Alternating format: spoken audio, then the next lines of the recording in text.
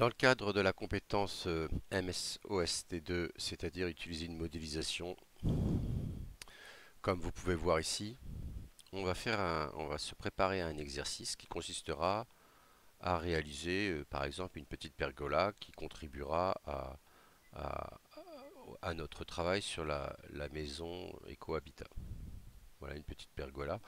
On fera plus simple avec tout simplement un claustrat ici. Alors pour réaliser ça, c'est très simple. Donc je vais faire fichier nouveau.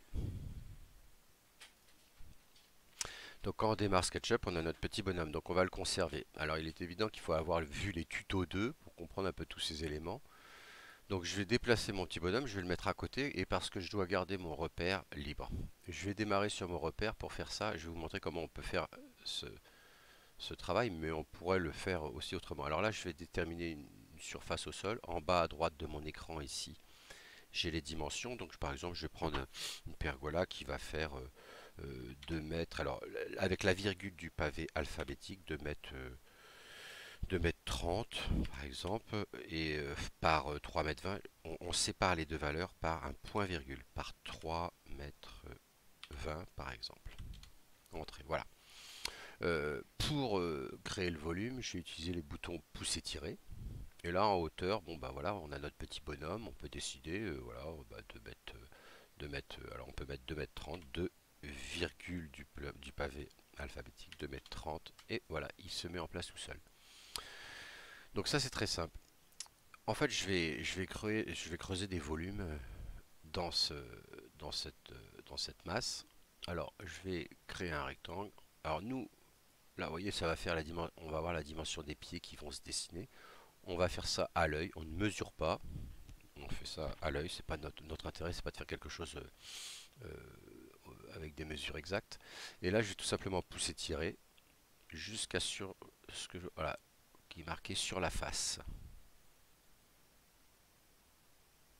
Là, j'y suis, voilà, j'aurais voulu que vous voyez sur la face, voilà, tac. Et c'est fait. Donc, maintenant, il faut que je retire la même chose ici. Alors, il faut faire attention parce qu'il y a une épaisseur. Et donc, SketchUp, lui, il va toujours tenir compte de ce qu'il y a derrière. C'est-à-dire que si vous ne le voyez pas, lui, il va en tenir compte du genre. Voilà, si je fais ça, par exemple, là, et que je pousse et je tire, vous voyez, l'épaisseur me gêne, là. Donc, je vais pas faire ça. Donc, pour revenir en arrière, quand on fait des erreurs, CTRL Z, CTRL Z. Ce que je vais faire, tout simplement, c'est que je vais me mettre, je vais faire attention déjà à la hauteur là. Je peux me mettre ici, tout simplement, voilà.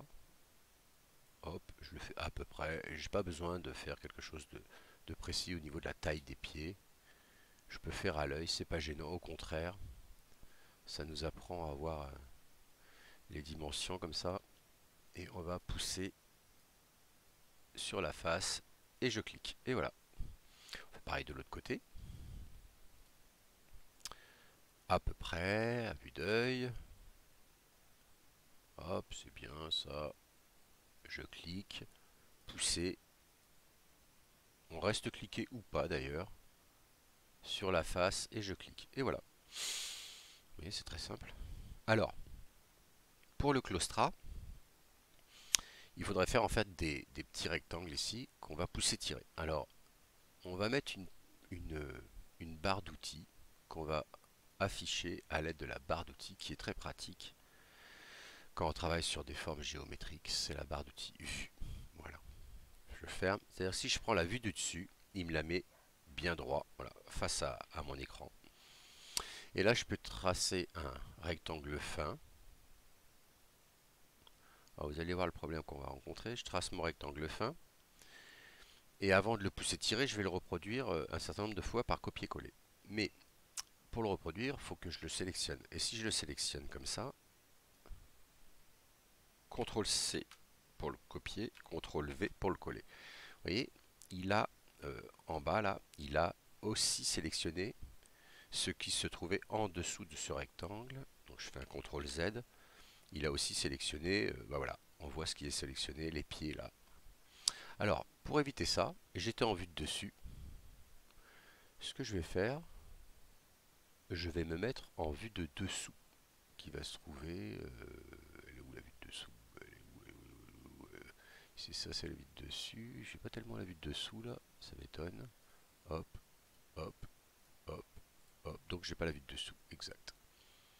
Ça c'est la vue isométrique. Donc je me mets en vue de dessus et hop, c'est pas grave, je pivote. On voit la sélection qu'il avait pris tout à l'heure. Parce que mon rectangle était à cheval sur ce trait. Alors voilà, maintenant que je suis dans cette position là, donc je désélectionne. Je vais prendre mon rectangle et je vais créer mon claustrat ici. Et là je ne serai pas gêné. Voilà. Donc normalement je peux sélectionner facilement. CTRL C, CTRL V. Et voilà, j'ai qu'un simple rectangle qui apparaît. Donc j'ai réglé mon problème comme ça. Donc en fait, on rencontre régulièrement des problèmes. CTRL C, CTRL V, qu'il faut régler en construisant autrement. On peut ensuite prendre les trois d'un coup. CTRL C, CTRL V. CTRL C, CTRL V. Est-ce que les trois CTRL C, CTRL V, les trois vont rentrer? Oui. Et je peux même en rajouter une.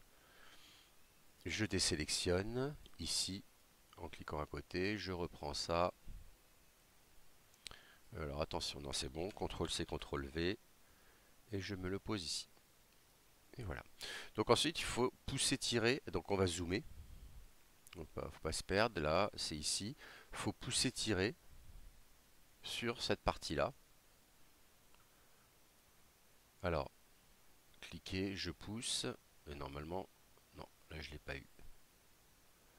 Donc CTRL Z, je recommence. Cliquez, pousser. Alors là, il faut avoir sur la face. Et voilà. Donc normalement, là je devrais être bon.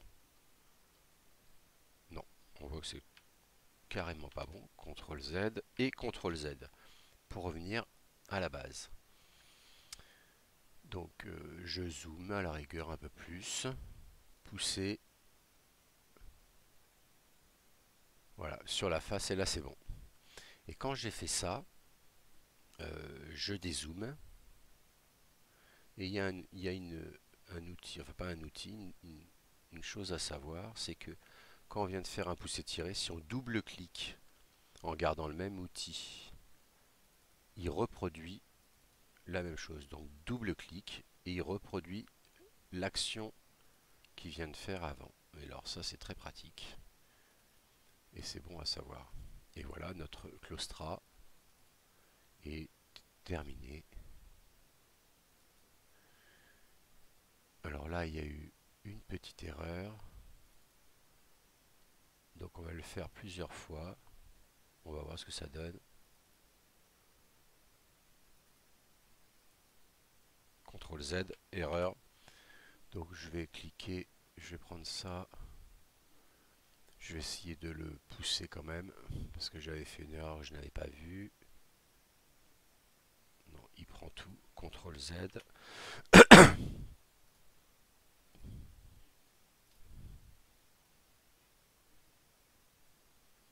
Alors ce que je vais faire, CTRL Z, je vais le laisser comme ça, je vais aller voir ce qui se passe derrière. Ok. Je vais repartir de là. Petit problème qui n'était pas prévu. Pousser. Voilà. Bon, après, on aurait pu supprimer cette bande et puis la refaire. Voilà. Notre claustra est fait. Alors après, si vous voulez voir avec les ombres, ici vous avez la palette par défaut. La palette par défaut, elle s'ouvre avec ça. Voilà, voilà tout ce qui a été sélectionné. Les ombres, notamment, ici. Donc si je veux voir apparaître les ombres ici, il faut les afficher. Afficher les ombres. Voilà. Et donc les ombres, on va se dire qu'on se place. Alors UTC 1 à midi, par exemple au mois de juillet. Et puis notre petit bonhomme, on va le mettre à l'ombre maintenant. Voilà, il est très bien à l'ombre. Voilà. Donc après, si on veut rajouter, par exemple, un pan qu'on pourrait tirer, par exemple, eh bien, il suffit, par exemple, de dessiner quelque chose comme ça. Hop, pousser, tirer. Je pourrais très bien, voilà, une petite rallonge. Ce qui me fait, voilà. Il suffit de faire ça pour réussir. Alors on partira sur un fichier déjà fait ou voilà, on partira du cube, du volume. Il faut faire tout ça, c'est pas très compliqué. Voilà, c'est terminé.